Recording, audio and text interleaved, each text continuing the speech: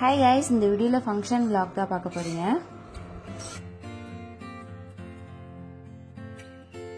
ஃபங்க்ஷனுக்கு மொதல் நாள் ஆஃப்டர்நூனே கிளம்பிட்டோம். அங்கே போனோடனே ஃபஸ்ட்டு நான் பண்ண வேலை வந்து கண்ணுக்கு வந்து ப்ராப்பராக அந்த ட்ராப்ஸ்லாம் ஊற்றிட்டு அந்த க்ரீம்லாம் அப்ளை பண்ணிவிட்டு கொஞ்சம் நேரம் ரெஸ்ட் எடுத்துட்டேன். ஏன்னா கண் உறுத்துற மாதிரி இருந்துச்சு. சரி, நம்ம அதெல்லாம் போடாமல் இருந்தோம்னா இன்னும் ப்ராப்ளம் ஆகிடும் சொல்லிட்டு போனோடனே அந்த வேலை தான் ஃபஸ்ட்டு பார்த்தேன். அப்புறம் நைட்டு தம்பி வேலை முடிச்சுட்டு ஸ்ட்ரெயிட்டாக இங்கே வந்துட்டான்.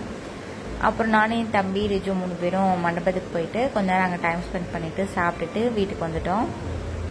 என் மொபைல் வந்து ரொம்ப என்னை பாடுபடுத்திடுச்சுன்னு சொல்லலாம். ஒரு 3 days வந்து சார்ஜே சுத்தமாக ஆல்ரெடி இந்த ப்ராப்ளம் இருந்துச்சு. சார்ஜ் நிற்காம நான் ரிப்பேர் கொடுத்துட்டு அப்புறம் கொஞ்ச நாள் ஓகே இருந்துச்சு. அப்புறம் மறுபடியும் இந்த ப்ராப்ளம் வருது. நான் சார்ஜரும் இத்தனைக்கு கொண்டுட்டும் போகல. எப்படி விலாக் எடுக்க போகிறோம்னு நினச்சிட்டு இருந்தேன். அதே மாதிரி சுத்தமாக விலாக் எடுக்க முடியல. ஒரு கிளிப் அங்கங்கே தான் எடுத்திருக்கேன். மற்ற சார்ஜரும் எனக்கு செட் ஆகலை. இருக்கிற சார்ஜரை வச்சு அங்கங்கே மேனேஜ் பண்ணிக்கிட்டேன். எனக்கும் ரிஜுக்கும் வந்து ட்ரெஸ்லாம் எடுத்து வச்சுட்டு ஒரு ஷார்ட்ஸ் வீடியோ மாதிரி ட்ரை பண்ணலாம் அப்படின்னு பண்ணேன். அதுக்குமே வந்து கேமராமேன் சரியில்லை. என் தம்பி வந்து மூட் அப்செட்டில் இருந்தனால அவன் ஒழுங்காக வீடியோவும் எடுக்கலை, ஃபோட்டோவும் எடுக்கலை. இருக்கிற ஃபோட்டோ வீடியோ வச்சு அந்த வீடியோ ஷார்ட்ஸ் வீடியோ அப்லோட் பண்ணேன்.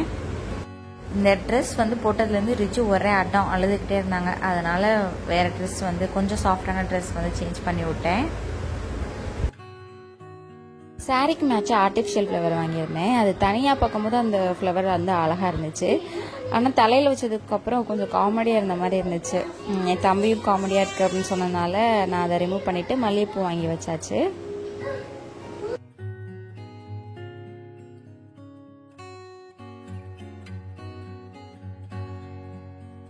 செம்ம வெயில். எனக்கு தெரிஞ்சு சிங்கம்னாரி புதுக்கோட்டையை விட இங்கே அதிகமான வெயில் இருந்த மாதிரி தான் ஃபீல் ஆச்சு. ஃபேன் ஓடிட்டு இருக்கும் போது எனக்குலாம் வெயில் இருந்துச்சு. அவ்வளோ இதாக இருந்துச்சு. வீட்டுக்கு வந்துட்டு எப்படா வந்து ட்ரெஸ் சேஞ்ச் பண்ணுவோம் அந்த மாதிரி தான் இருந்துச்சு. வீட்டுக்கு வந்தோடனே ட்ரெஸ் சேஞ்ச் பண்ணிவிட்டு நல்லா ஒரு தூக்கத்தை போட்டாச்சு. ரிலேஷன் எல்லோரும் சேர்ந்து நைட் அவுட் போகலாம் அப்படின்னு பிளான் பண்ணியிருந்தோம். பக்கத்தில் ஒரு டீ ஷாப் இருந்துச்சு. ஒரு 1 kilometer இருக்கும். அங்கே தான் போய் டீ காஃபிலாம் குடித்தோம். ஃபங்க்ஷன் முடிஞ்சிட்டு எங்கள் சித்தப்பா வீட்டில் தான் நாங்கள் ஸ்டே பண்ணியிருந்தோம். இது சின்ன வயசுலேருந்து எனக்கு வந்து எங்கள் சித்தப்பா வீடு ரொம்ப பிடிக்கும். இப்போயுமே வந்து போகும்போது ஜாலியாக போனேன். ஆனால் வரும்போது ரொம்ப கஷ்டமாக தான் இருந்துச்சு.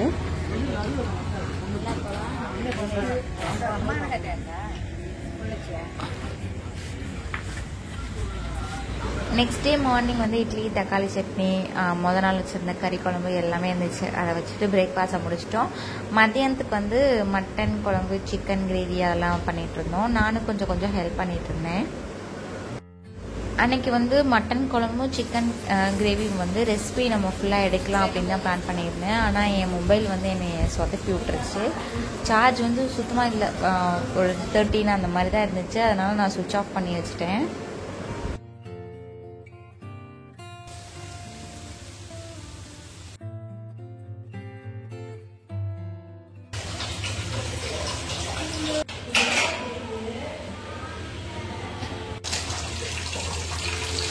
சமையல் முடிச்சுட்டு வாழை இலை கட் பண்ண போயிருந்தோம். வாழை மரம் வந்து பின்னாடியே இருக்குது, வீட்டு பின்னாடியே.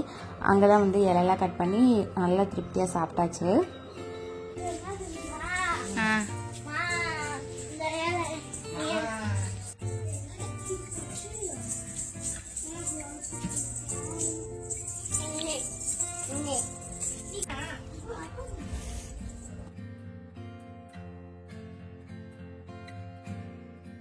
இங்கேருந்து ஸ்ட்ரெயிட்டாக மதுரைக்கு போயிட்டோம். மதுரையில் வந்து இன்னொரு சித்தப்பா வீடு இருக்குது. அங்கே போயிட்டு ஆஃப்டர்நூன் லன்ச் எல்லாம் முடிச்சுட்டு ஈவினிங் போல் அவுட்டிங் போயிருந்தோம். என் தம்பி வந்து நான் பேசுகிறேன், என்னை இன்ட்ரோ பண்ணுங்க அப்படின்னு சொல்லியிருந்தான். ஆனால் அவன் பேசினதை விட டிவி சவுண்ட் தான் அதிகமாக இருந்துச்சு. அதனால் ஒரிஜினல் சவுண்டை வந்து நான் கட் பண்ணிட்டேன். செம காமெடியாக இருந்துச்சு.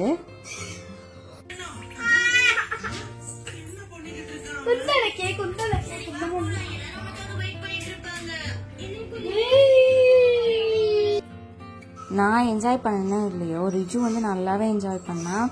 ரொம்ப அடம் பிடிச்சி அழுகிற மாதிரி இல்லை. வீட்லேயே இருந்தால் அந்த மாதிரி பண்ணுறா. ஆனால் வெளியே போயிட்டா கொஞ்சம் சமத்தா மாறிடுறா. ஆனால் என்ன டிவியில் வந்து சாமி போடணும் அப்படின்னு தான் சொல்லிட்டு இருப்பா. வேறு சேனல்லாம் வச்சா பார்க்க மாட்டேங்கிறா. ஏதாவது சாமி சாங்கு அந்த மாதிரி போட்டுட்டோம்னா அவள் பாட்டுக்கு உட்காந்து பார்த்துட்டு இருக்கா. எப்படி இருக்கணும்? ஜாலியாக இருக்கணுமா, அழுகணுமா? எல்லாரும் உங்களுக்கு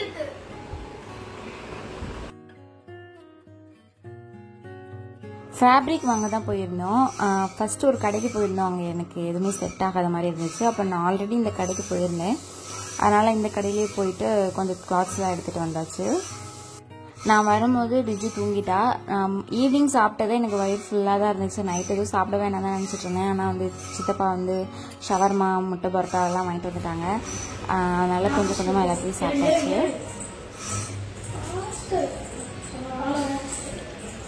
ஸ்லோவா தான்டா, சின்ன பிள்ளை தானடா. பை.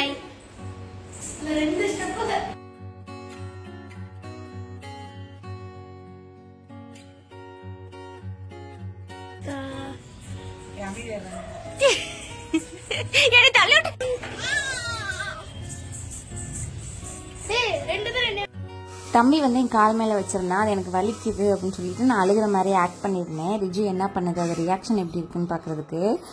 ரிஜு சேர்ந்து அழுக ஆரம்பிச்சிட்டு அதை பார்க்கும்போது எனக்கு ஹாப்பியாக தான் இருந்துச்சு சொல்ல போனா.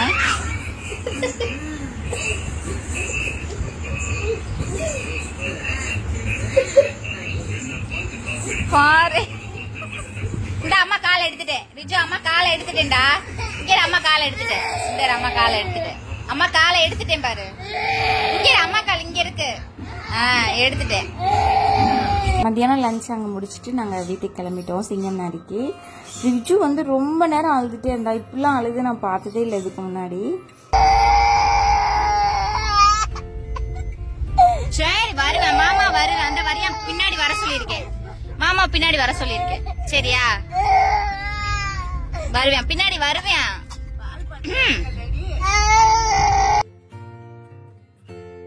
கொஞ்ச நேரம் அப்படியே அழுதுகிட்டே அவங்க தூங்கிட்டாங்க. இருந்தாலும் அவங்க அப்படியே புலம்பிக்கிட்டே மாமா புலம்பிக்கிட்டே வந்தா. அப்புறம் அப்படியே அது இதுன்னு சொல்லிட்டு ஜிகர்தண்டாலாம் வாங்கி கொடுத்தோன்னா கொஞ்சம் சமாதானம் ஆயிட்டா.